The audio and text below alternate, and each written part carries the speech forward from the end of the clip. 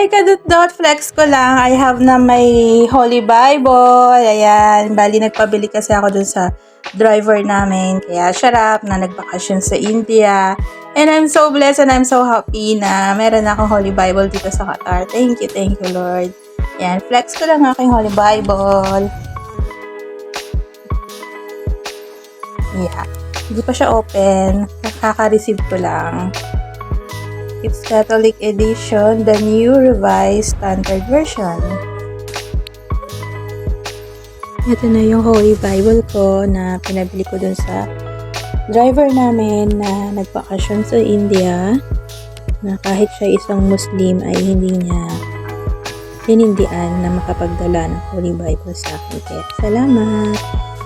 Ayan siya, the Holy Bible, the new revised standard version, Catholic edition. Ayan nila naman.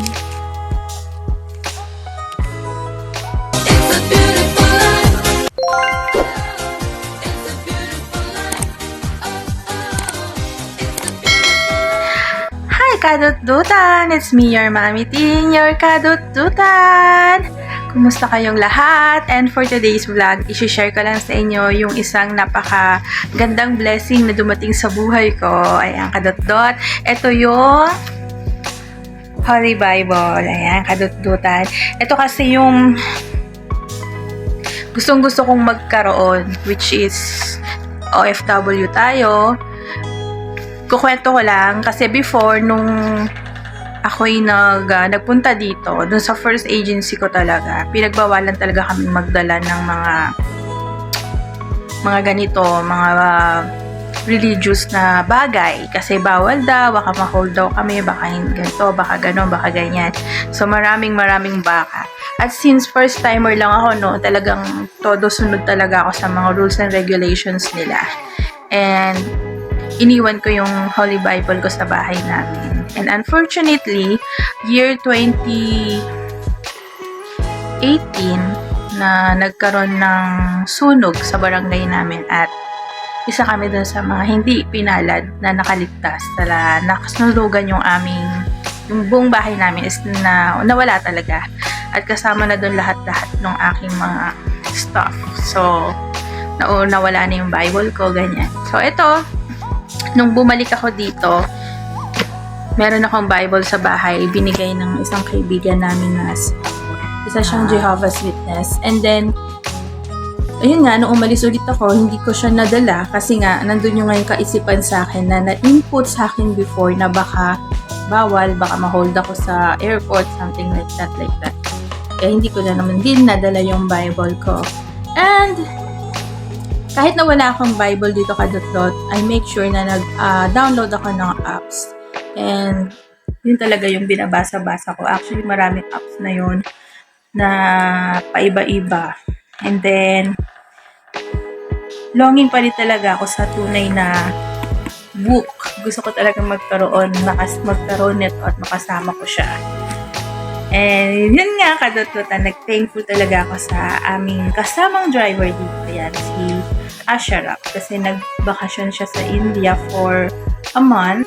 Mayroon yata silang emergency. And then, isa siyang Muslim. And then, yun nga, bigla ko na lang siyang naisip na baka pwede akong makasuyo. Sabi ko, pwede mo ba akong bilhan ng Holy Bible? Babayaran na kita pagbalik mo dito.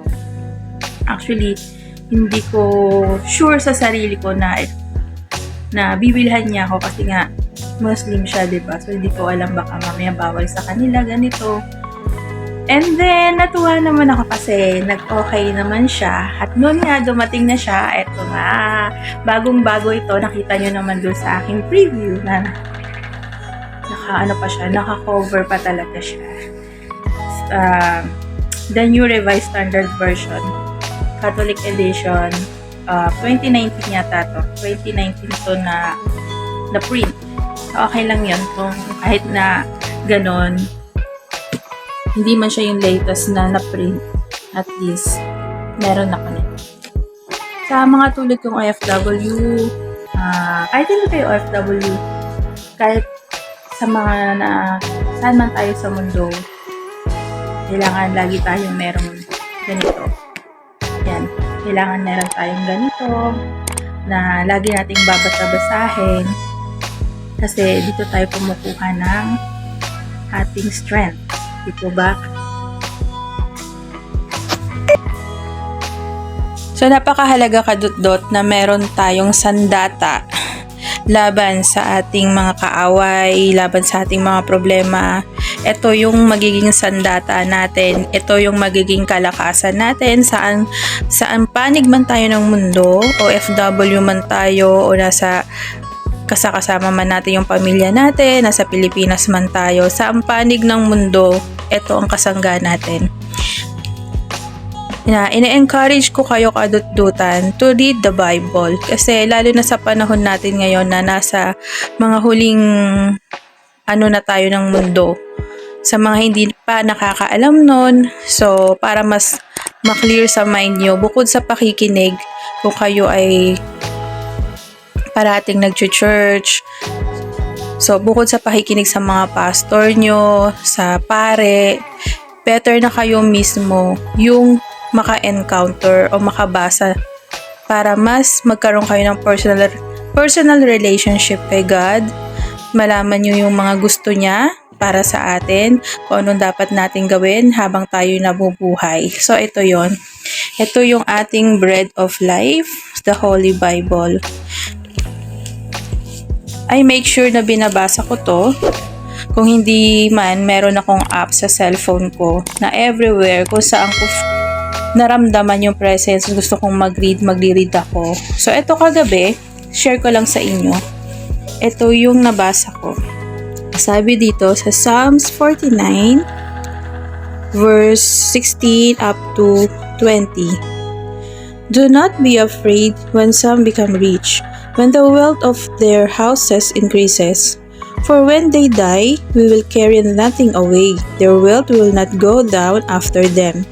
Though in their lifetime they count themselves happy, for you are praised when you do well for yourself. They will go to the company of their ancestors who will never again see the light. Mortals cannot abide in their pomp, they are like the animals that perish. So, ang pagkakaintindi ko dito, yung realization ko dito is wag nating mahalin